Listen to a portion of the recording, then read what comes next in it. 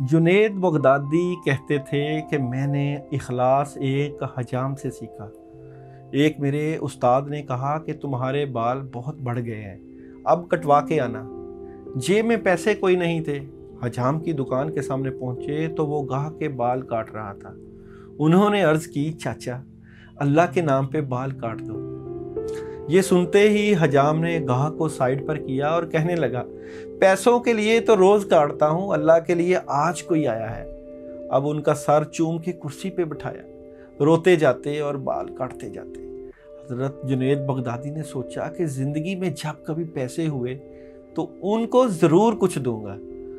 अरसा गुजर गया, ये बड़े सूफ़ी बुजुर्ग बन गए।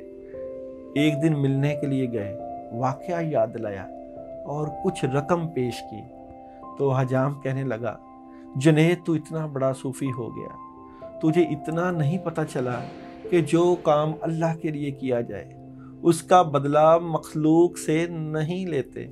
तो जब भी कभी काम अल्लाह के लिए किया जाए और अल्लाह वालों के लिए किया जाए और खालिस जिसमें नीयत ही अल्लाह की हो, तो उसमें ये नीयत कभी ना रखना कि मखलूक आपको फ़ायदा दे। और ये बात भी याद रखना कि मखलूक से फ़ायदा लेना ये भी बात ठीक नहीं है कि आप अल्लाह को छोड़ के मखलूक से फ़ायदा ले रहे हैं। ये बात भी ज़रूरी है कि मखलूक से फ़ायदा लेना भी है, मगर अगर मखलूक ने फ़ायदा दिया तो आपने अगर सोच लिया कि ये मखलूक फ़ायदा दे रही है, अल्लाह फ़ायदा नहीं दे रहे, तो वहाँ भी पकड़ हो जाएगी।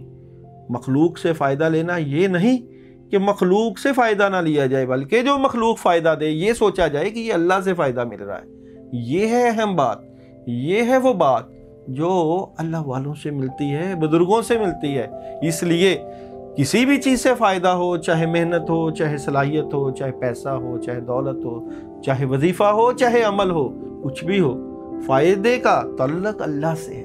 अपनी सोच में अल्लाह को रखना, अपनी सलाहियतों में अल्लाह को रखना, अपनी मेहनत में अल्लाह को रखना और अल्लाह को तन्हा छोड़ना कि अल्लाह के बगैर शायद कुछ हो जाए, ये बात ठीक नहीं है। अल्लाह के बगैर कुछ नहीं हो सकता, कोई एक पत्ता तक, बल्कि दिल में ख्याल भी अल्लाह के बगैर नहीं आ सकता।